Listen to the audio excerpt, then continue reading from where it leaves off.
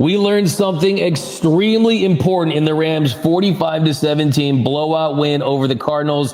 We got our 10 big takeaways, winners and losers, and where the Rams are at in the NFC. That's coming up next on Locked On Rams.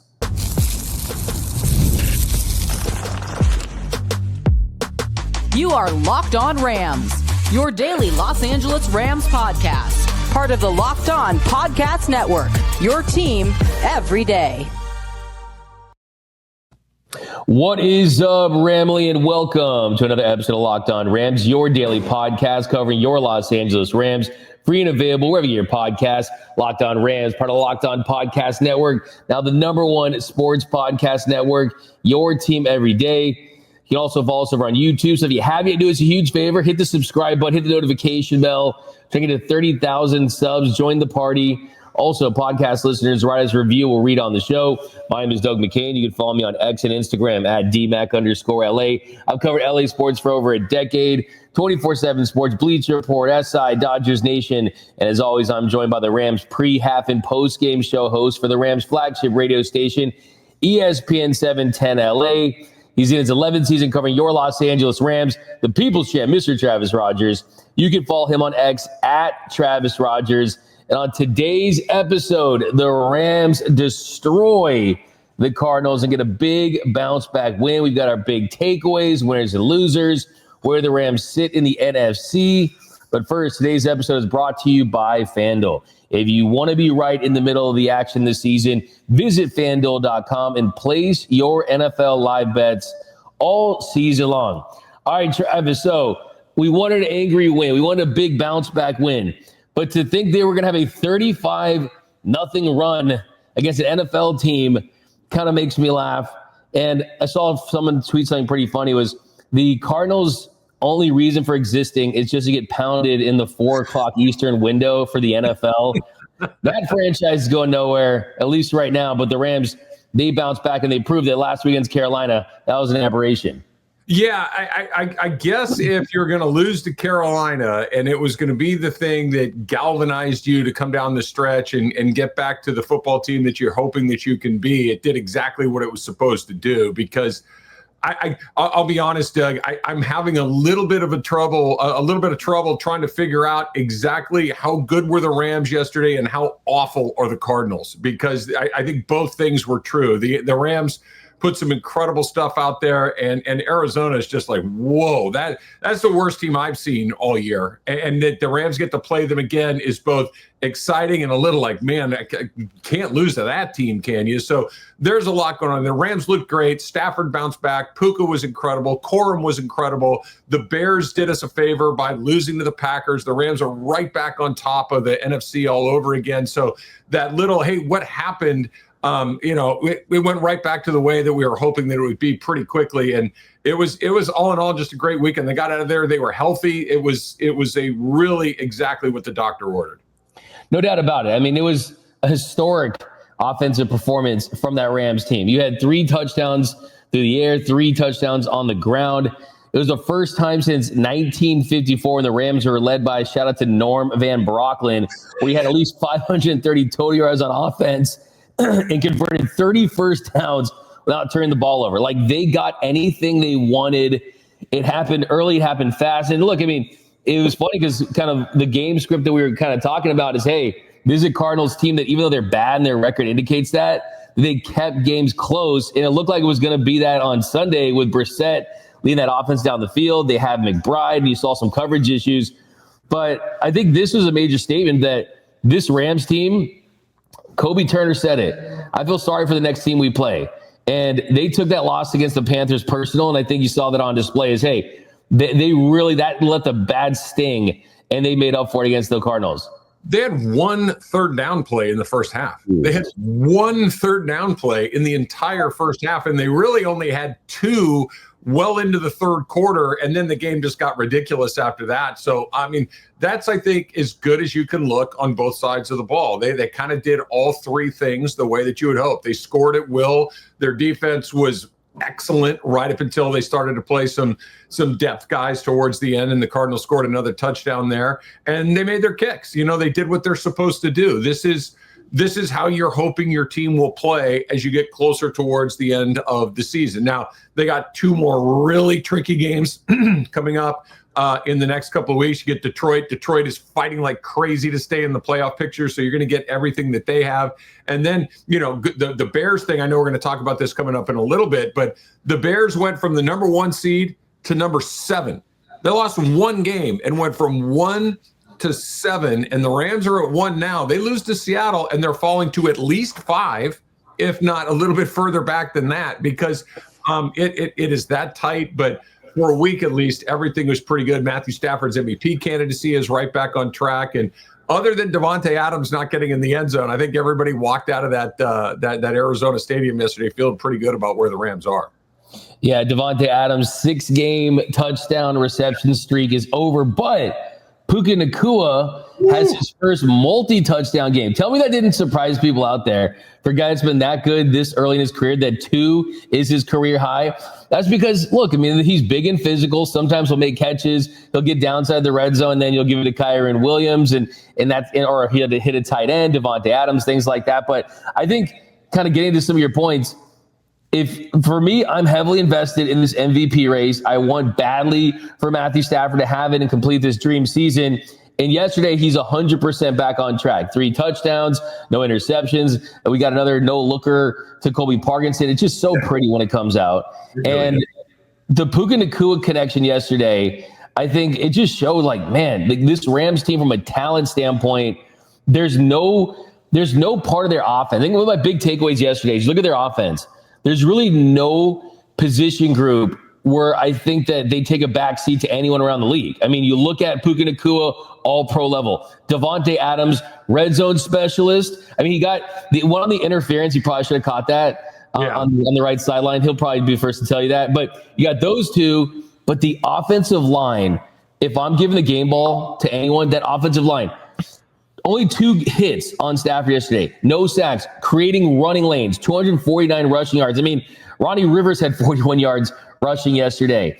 And it's a group where no one's really talking about it, but Warren McClendon stepping into that role for the injured Rob Havenstein, it gives them an infusion of some youth, but also he's just showed up this season, showed out, and he's played that position extremely well. You got K-Dog, you got Steve Avila quietly having his best year as a pro, not showing up on that injured reserve, not getting banged up this season. Coleman Shelton solidified the center spot, the guard spot. So I think what makes this Rams team special, for as great as their X and their Z and some of their playmakers, is what they can do in the trenches on both sides of the offensive line. It was incredible.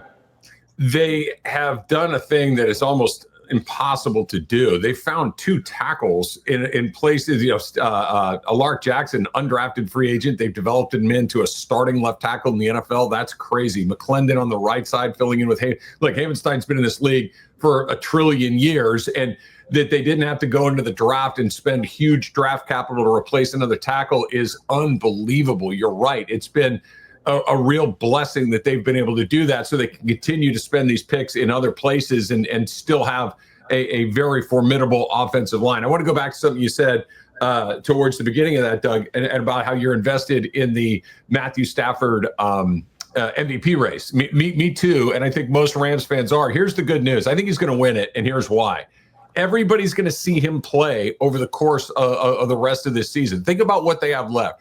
The game against the Lions coming up on Sunday is must-see TV for all NFL people. A, really good game, and B, it's the whole Goff, Stafford, LA, Detroit, that whole thing revisited again. It's a compelling storyline. Goff shows out, everybody's going to see it. Week after that might be the game of the season. Thursday Night Football, no other games, up in Seattle for the number 1 seed in the NFC on the line. He wins, he shows out there. That's great news for him. The week after that, it's Atlanta on Monday Night Football, the only game going on. Everybody gets a chance to see him all over again. And then if you need to go out there and pad some stats in the final weekend of the season, you get Arizona, so you can go out there and put up another 4 or 5 touchdown day if you need to do it. I really think he's going to win it if he plays well enough. He just needs to not have another Carolina situation. Everything is setting up for him to go out there and do it.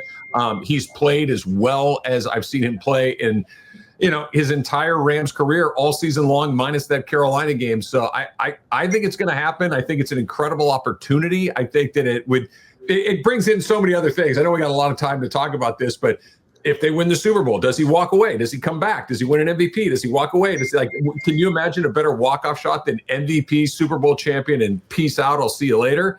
Or does that mean you have to come back? There's just so many other things that we can talk about. Yeah, those would be good problems to have. Trust me, I would like to go down that road. I think that the way the quarterback position, you can play it effectively into your 40s, and the way that he loves the game, like he's not a dude who's going to run to start a podcast, even though he's kind of dipped into those waters and all these things that he could explore. Like when you throw the football that well and he's not showing any signs of really saying, okay, like this dude's looking old, he's looking washed or that kind of stuff, I think you owe it to yourself to go. But an MVP in a Super Bowl, I mean, you're locking up the Hall of Fame bid, which you're working for. There's no doubt about it. But he's got the numbers, he's got the narrative, and he's on his way to getting the wins. And I will say, Travis, I want to say something that kind of annoys the heck out of me. I see people on social media, on X, saying, imagine if Drake May had Puka Nacua and Devontae Adams and Sean McVay. I'm like, hold on, wait. Checks notes, Drake May plays for the Patriots. You mean the same guy where in 2007, Tom Brady won the MVP and he had, who was his teammate? Randy Moss, and they set the record for touchdowns. Like, this is ridiculous. Like, any like, it's so funny. There's this weird kind of West Coast bias. I don't know, like something about Stafford, but the truth is, there's been two quarterbacks in NFL history that have had 35 plus touchdowns and 4 or less interceptions through 14 weeks. There's two: Stafford this year and Aaron Rodgers in 2020. He's got everything at this point. And if you had 2 bad games and they had 2 losses against bad opponents, then you're starting to wonder, like, oh, is he going to lose the Heisman late, like Julian Sayin basically did to Fernando Mendoza, right? But I don't think that's going to be the case for Matthew Stafford. As long as he continues his production, they continue to get wins against these big teams in big games. Yeah, look, you're right. I agree with you. I co-sign everything you said. But instead of saying, imagine if Drake May had those weapons that Matthew Stafford had, imagine if Drake May had to play against good teams. Right, because they played one good team all year. Now they beat them in Buffalo, but when you got a slate of cupcakes the way that the Patriots have, and May's been really good. It's not a matter of May being bad, but look, Stafford's doing stuff that we haven't seen before, and I think he's going to win it. I really do. I agree. And to be honest, there's been eight MVPs that have won the Super Bowl in the same year. I want him to win the Super Bowl MVP where they win the regular season MVP, but let's win both. Let's get greedy. But coming up next, more takeaways from the Rams dominating 45-17 win over the Arizona Cardinals. That's coming up next on Locked On Rams. The holidays are officially here, which means gift hunting season is on. And if you want something meaningful, personal, and guaranteed to get a reaction, Aura Frames is the gift that delivers every time. It's not just something you wrap, it's a way to share memories, right? Because Aura isn't your average picture frame. You can preload the frame with photos before gifting it. So when they plug it in, the memories, they're already there. No apps to figure out, no setup headaches, no phone calls back to you asking, how do I do this? Just instant smiles. Grandparents, parents, newlyweds, anybody who loves photographs, endless uploads of pictures and 30-second videos through the Aura app. You can add a message right inside the frame so the gift feels thoughtful the moment it's open. It comes ready, gift ready, no price tag, no wrapping needed. That's a huge win. It's a holiday gift that actually gets used and not just forgotten in a drawer. So for a limited time, save on the perfect gift by visiting auraframes.com to get $35 off Aura's best-selling Carver matte frames, named #1 by Wirecutter, by using the promo code LOCKEDON at checkout. That's AURA frames.com, promo code LOCKEDON. This deal is exclusive to listeners, and frames do sell out fast. So order yours now to get in time for the holidays. Support the show by mentioning us at checkout. Terms and conditions apply. And we are off and running here on Locked On Rams. Thank you for making Locked On Rams your first listen every single weekday. Free and available wherever you get your podcast. Locked On Rams, part of Locked On Podcast Network, your team every day. Big shout out to those every listeners out there watching and listening to every single episode of Locked On Rams. Cannot thank you guys enough. And if you're new to the show, Playoffs are almost here. The run to another Lombardi trophy is almost upon us. So lock in. Watch every single episode, Monday through Friday. Listen on podcasts or watch here on YouTube. All right, Travis, second segment, other big takeaways. The Rams have a legit two-headed monster at running back. Kyren Williams, 1A, Blake Corum, 1B. However you slice it, I think Kyren Williams is the starter. I think that's just a job title. I think that they're going to ride the hot hand when Blake Corum has it. And Blake Corum's averaging over 10 yards per carry in his last 2 games. And you see the ability to not only be a bowling ball type of running back, but that explosive one cut and go style that he runs with, that 48-yard touchdown. Probably the best celebration this year in the NFL. That was incredible. Completely honest. Yeah. But, I mean, that is just a massive development. Like, I remember when the Rams drafted Blake Corum, and we said, okay, this is a guy that you can plug in if something happens to Kyren Williams, because he does Kyren Williams things. But no, they are getting different dynamics from both of these guys, and it's leading to one of the best running games in the league. And these guys are going to be fresh down the stretch because of it. Yeah, I like what you said, that was the best celebration I've seen all season long, because he just nailed it. He comes across the goal line, stop, drop, roll, brilliant. A's across the board, 10 out of 10. No notes, none. Here's the best thing about this. Both of those guys are better when they're getting pushed by the other guy. We've seen it, right? We've seen Kyren before where, don't get me wrong, Kyren's really good. Kyren's going to go over 1,000 yards again this season, and he's had a terrific season. But every time Blake Corum pushes him a little bit, he's a little bit better. Every time he was about to get, I don't want to say benched, but maybe kind of, hey, you got to go hold on to the ball, buddy, go sit down for a minute and think about what's going on. His game pops up again. Every time Corum would come in and have a big series, his game would pop up again. And now Corum has basically just put himself on equal footing. And like you said, I think it's in name only. I think they are equally explosive. I think they are equally opportunistic. And I think they push one another in a really positive way, that they just continue to feed off one another, because I think they know, look, if I don't go out there and do it, this other guy will, and I might not get back on the field anytime soon. So it is the best outcome to have two backs that are like this. I really don't think that there's one that's better than the other. I think they're both really, really solid, and you can keep both of them fresh. If something did happen to somebody, you have another guy that you could really lean on. It's the best of both worlds. 2 weeks in a row, we've been saying that Blake Corum had his best game as a Ram. I mean, it doesn't happen very often. You say that's the best game he's played for this team, and then the very next week you're like, nope, that's the best game, and that's exactly what happened. He went from 80 as a career high to, what do you have yesterday, 150 something. Just an incredible performance. Yeah, he ends up just really, really, I mean, having his best game as a pro. I mean, 12 carries, 120 yards, 2 rushing touchdowns, had a receiver, had a catch, and Kyren Williams, 13 carries, 84 yards. So, yeah, I mean, I think that there's always this temptation to be like, okay, who's better? Who's this? Who's that? But if you know anything about football in 2025, it's like pitching. You never have enough depth and have enough good players. And I think, as you said, Kyren, we haven't seen very often lately, Travis. We haven't seen fumbles, right? And he's clinching that thing, because as much as Sean McVay loves Kyren Williams, that's his guy. I mean, it was his guy during the Cam Akers situation. He always brought in Kyren Williams. There's something special, because I think that Kyren brings that leadership quality, the ability to block for Matthew Stafford. He brings all those elements. But we know that if he coughs one up in a big game and Blake Corum has it in that game, that he's going to be like, okay, whether it's a couple series, a couple quarters, there is that kind of behind looking over his shoulder. And hey, this is the NFL. That's good, right? I mean, that's a situation where, look, Kyren's not Puka, right? No. And unless if he was Jonathan Taylor, it'd be a different situation, right? But the truth is, this backfield is kind of built almost to be a two-headed monster because of that. I'm going to go to a different football team, a college football team that this reminds me. Now, stylistically, it's not similar, but it's that 1-2 punch that we're talking about. You go back to SC with Reggie Bush and Lendale White. And it's just like, okay, well, one guy's out of the game. Well, buckle up because here comes the other one. And they were both just relentless and they fed off one another and they pushed one another.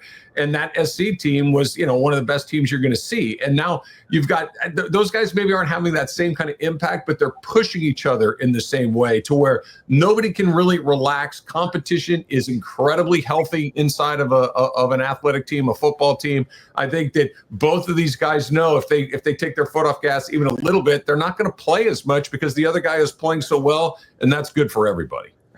Why you got to say Reggie Bush and Lendell White? Why couldn't you have said Maurice Drew and Chris Marquis or Maurice Drew and Khalil Bell?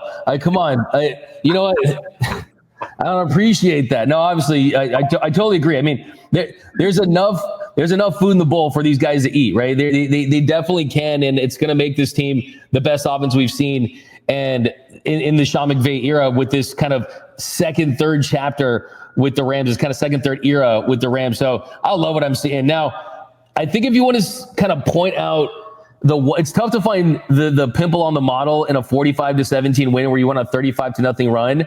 But I will say what keeps me up at night when I get up in the morning at 3:30 a.m. in a cold sweat staring at the fan, I am thinking about the coverage. And we saw McBride early, and we saw big physical receivers. They have their way at times when they're finding the soft spots in the zone, when the game plan, the game script is there. I think Ahkello Witherspoon is going to take some games to kind of get back to being that guy. He looked a little stiff out there. Emmanuel Forbes had the rough game against the Panthers. So I think the only question I have really about this Rams team is the secondary spot in the cornerback play. I mean, you look at every single position group on this team, and you feel really good about the one or two on the depth chart. I still think the quarterback spots, I believe that Ahkello can get back to where he was against the Vikings last year and against the Eagles, but he has to get there. And I think this team does miss Quinn Lake, and I hope that he does get back when the playoffs roll around. But I think that is the one question I have about this team and what's in between them and potentially a Super Bowl is that position group right there. I agree. I thought that's where you're going to go before you even said it. This is clearly weak link, feels maybe a little bit strong, but perhaps the soft spot in this defense, or the softer of the spots on this defense, because we know what the pass rush looks like. We know what those guys are going to be able to do. Landman had an interception over the weekend, and he's been terrific in what they do. Omar Spates has held his own in the middle of the field. So it feels like that is at least being held down at an NFL level. The back end is a question mark, right? It is. And I think it's going to be. I think everyone else is going to have to step up a little bit. I think that pass rush is going to have to get home in those games against some teams with some more physical wide receivers, because that seems to be the guys that they have trouble with, the big, powerful wide receiver guys. Now, thankfully, there aren't a million of those guys out there, but I'm with you. When you watch this team, we know they can score. We know that they can sack the quarterback. We know that they can take it away, but can they prevent big plays? Can they cover guys long enough to win a playoff game? We'll see. That's clearly the question. That and I still, he's made every kick he's tried, but Harrison Beavis, I'd still like to see him try a kick under pressure and see what that looks like, because every kick we've had, the Rams have had him try so far, has been either a PAT or a very low leverage kick. So that's the other thing I put on the list. And I do think it is rust. I do think that with Ahkello, it's rust. He missed significant time with that broken collarbone, that broken clavicle that he had. But I will say that he ideally is the guy that matches up with those big physical receivers. And in the first half, Michael Wilson was kind of having his way with him in some of those drives. So, look, I think a lot of that is on the defensive line getting pressure, making things easier. I said this on the squad show. If I had to pick the second most important player on the Rams defense, I'm picking Poona Ford. I think Jared Verse is first. I think Poona Ford is second. Go back in the first quarter and watch. There's a play where he's pushing multiple offensive linemen back to blow up a screen play. And that's one thing that we have not talked about this season is just the Rams consistently neutralizing the run. Last week they had a little bit of an issue, but Poona Ford's been dealing with a calf injury. He's not at 100%, but this guy is an absolute game, I think, saving kind of player when he's making plays like that, because it's stuff that's not, he's not getting home for big sacks. He's not making highlight plays. There's not a lot of glory and glamour in stuffing the run, but it was one of the big deficiencies with his defense, and they've corrected with him. And I think he's just been a monster all season. I can't wait to see him get fully healthy. Yeah, me too. I'll go back to the year they won the Super Bowl. Ashawn Robinson was in the middle of that line and did exactly what Poona Ford is doing right now, where it's ugly stuff. It's not stuff that shows up, like you said, on highlight reels, but nobody runs the ball against the Rams. Carolina did, and maybe that's just a one-off and they had a good day. But think about how they ran the ball against the Rams a year ago. They bring in Ford, and that just simply stopped like that. Absolutely. No doubt about it. Poona Ford, there's a big Poona Ford show in a big Poona Ford household, no doubt about it. But coming up next, the Rams back to being number one. What they need to do to finish with the top seed in the NFC and how important these next two massive games are. It's practically the playoffs at this point. Buckle up, Ramley. That's coming up next on Locked On Rams. The World Cup is coming back to North America for the first time since 1994, and with 48 teams for the first time ever, it is going to be massive. But let's be honest, getting tickets is usually the hardest part. That is why the Gametime app is so clutch. It finally gives fans a real advantage when it comes to grabbing those seats, because with Gametime, you can track price drops in real time, get alerts when great seats open up, and buy tickets the moment they hit the app. It puts the power back in your hands and makes going to the World Cup realistic instead of impossible. You just pull up the app, and the layout makes it so simple to scroll through matchups and compare seat views. The seat view feature, game changer. You literally see what the pitch looks like from the exact seat before you buy it. And prices, as you know how much I love this, always includes the fees up front. No last second surprises at checkout. So take the guesswork out of buying World Cup tickets. Every match, concert, or event with Gametime. Download the Gametime app, create an account, use the code LOCKEDONNFL for $20 off of your first purchase. Terms apply. Again, download the app, make an account, use the code LOCKEDONNFL for $20 off. Swipe, tap, ticket, go, Gametime. And NFL Sundays, we know this, right? Did you see what happened yesterday? They move fast. One big play, and suddenly everything feels different. Go ask the Cardinals what the Rams did to them yesterday. That's what makes live betting with FanDuel so incredibly exciting. You're not just watching the game, you're reacting to it in real time. And with FanDuel, you can place bets as the action unfolds. You see what's happening, you can get in on it. You can get in on every drive, every momentum swing, every highlight moment. And live betting, it's at its best when the game starts to shift, like when the Rams got the ball back yesterday. A receiver, Puka, gets hot. A defense tightens up. Or the moment their momentum goes to the other side after that big turnover. Landman, FanDuel lets you jump into the moment. Live spreads and money lines adjusting instantly. Player props update as guys heat up. You can bet next touchdown score, drive results, totals, and more. And it keeps you locked into every snap, every drive, and every possibility. So if you want to be right in the middle of the action this season, visit FanDuel.com and place your NFL live bets all season long. FanDuel, the game moves fast, and so can you. And welcome back to Locked On Rams. Thank you for making Locked On Rams your first listen every single weekday. Free and available wherever you get your podcast. Locked On Rams, part of Locked On Podcast Network, your team every day. Travis, the get-in price for that World Cup at SoFi, you know what it is? It's $1,800. I should have you guys. $1,800. It's crazy. It's crazy. Okay, here's the thing. I'm not the world's biggest soccer fan. I would love to go to that. That would be amazing to go see. Oh, dude, it'd be crazy. Seeing Pele and Kobe Jones and all those guys. Big Pele guy here. Big. Yeah. No, it would be like, I'm not gonna lie. I'm gonna try to I gotta find some way to get it. Is there a Locked On Rams soccer podcast? We get a credential, something like that. You know what I mean? Sure. I'm sure we can knock it out. Right, Travis. So get down to business. The Rams are back where they belong. The number one seed in the NFC. Caleb Williams not playing for USC anymore, but he's still helping Los Angeles football teams do that interception late. That sealed the game for the Packers. They get the win. And now you look at where the Rams are at. 10-3, first in the NFC West, first in the NFC. Behind them is the Packers at 9-3-1. Eagles 8-4. Bucks 7-6. Seahawks 10-3. So the Seahawks 10-3 in the 5 spot. The Niners and Bears behind them. Basically, we'll get into this deeper as this week goes along. You win these next 2 games against the Detroit Lions, against the Seattle Seahawks.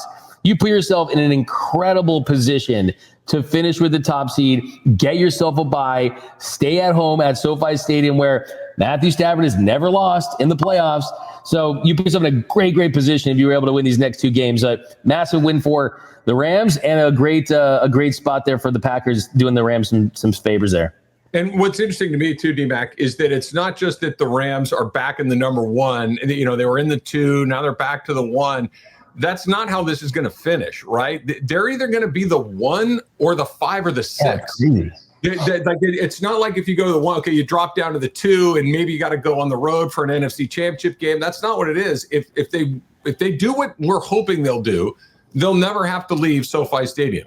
If they don't, they will not play in SoFi Stadium at all. They'll be on the road. They're going to be, look, San Francisco is right there too. San Francisco is very much in the middle of this. I know we're talking a lot about Seattle, and rightfully so, but they could fall to 3rd place in their own division. They could be the 7. They could have to have the roughest playoff route that there is along the way. So there's a lot of work to do. It's all right there in front of them. And I think one of the things that I really liked yesterday was how they responded after having such a clunker against Carolina.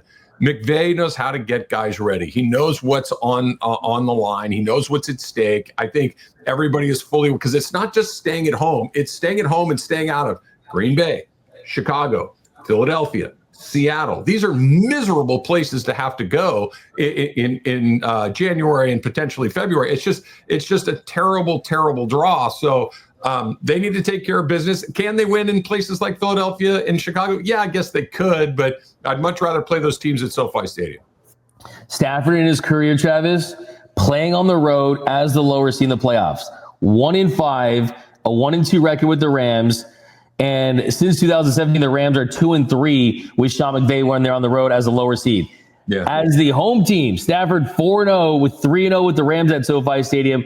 Sean McVay has not lost a home playoff game since his first season in 2017. So they're 5 and they've dominated home this season. So, I mean, there's just so many reasons and so much incentive to finish that top seed. And also, too, look, this is a running narrative on the show. It's like you're building your fan base up. Like, LA is going to be a Rams. It's going to be electric for the Rams for a week or so. It doesn't matter who you play. It's a week, 2 weeks, 3 weeks. That's how you build and establish fans. Is you're going to have your hardcores no matter what. It's which of the casuals do you get? And I'm going to buy a jersey, I'm going to buy a hat, and then like next year comes, they're watching preseason games. You know what I mean? So that kind of stuff is important. But Travis, I'm extremely confident that they're going to finish with the top seed, unless it's the college football committee that is determining this. And thankfully, they are not. It's raining here. I'm in Orlando for the MLB winter meetings. It's raining a little bit. Not sure if that's rain or if that's just Notre Dame's tears, because I have to get your thoughts as an avid college football fan. Travis, did Notre Dame deserve to be in over James Madison and Tulane, but to say that Bama over them is egregious. I think it's a little rich for me. It's the JMU and the Tulane of it all. And I know the rules and I know why they're there. And the ACC, being as dreadful as they are, made this complicated too. But look, Notre Dame lost 2 games. Dude, I know they're 2 pretty good teams. The best win on Notre Dame's schedule is SC. SC was what? Slightly better than average. I mean, they weren't a great team. They were okay, but 20th ranked team. 20th ranked team. Ranked team, and it's a good deal. But I don't know. Alabama losing to FSU is a weird one. That almost seems disqualifying in and of itself. I know it was super early, but look, watching Notre Dame suffer a little bit is always kind of fun. Okay, I know we're running out of time, but hear me out on this. Okay, so Notre Dame fans, they want to say, "Oh, we deserve to be in because Bama is a 3-loss team and they had -3 rushing yards against Georgia." Bama. First of all, I hate Bama. I hate all these teams, right? But Bama beat Georgia on the road. But also, how can Notre Dame ever benefit from a team losing a conference championship game when they can't even play in a conference championship game? This is my analogy. I want to get your thoughts on this. It's like you're playing golf with someone and you're on the 18th hole. You've just finished 18 holes and one guy has to play a 19th hole. And even if he's a good golfer, he might hit one in the water. And it's like, why should you benefit off that if you don't have to play that hole? Yep. I agree. Look, the conference championship games need to go out unless it's one of those lower conferences, but like Oregon, Oklahoma, these teams that were in, they just chilling at home. They don't have to do anything. Yeah. Right? There's no downside to this at all. Just finish third place in your league. Stay out of the conference championship, especially if you're in the SEC or the Big Ten. Yeah, I'm with you. That extra game should only be able to help you. It should never work against you. And those group of 5 teams should not be in. I hate to be that guy, but imagine that was Texas and Notre Dame. Then we'd have I was hoping that you'd be like some secret Notre Dame fan. This was gonna be some yelling situation, but clearly I should know you. You're more gonna veer on the hating side than the other way, right? True. Oh no, I love to hate things. It's one of my favorite things is to hate things. It makes me very happy. But no, those group of 5 teams, it's goofy. They have 0% chance of winning this tournament. They have a near 0% chance of winning any one of these individual games. And like you said, if you threw Texas and Notre Dame in there, now that's a tournament that I'd like to see. Absolutely. And hey, the good thing is we're in the NFL, and they have a much better system, let's put it that way. Absolutely. But Rams win big. We're going to continue to break this one down all week long. That's going to do it for this episode of Locked On Rams. My name is Doug McCain. You can follow me on X and Instagram at DMAC_LA. And you can follow the People's Champ, Mr. Travis Rogers, at Travis Rogers. And tune in Mondays, DeMarco and Travis on ESPN LA. Always a great time. Tune in the afternoon, 3 to 6 p.m. drive time afternoon, YouTube, everywhere you want to see it. That's going to do it. Until next time, whose house? It's Locked On Rams house.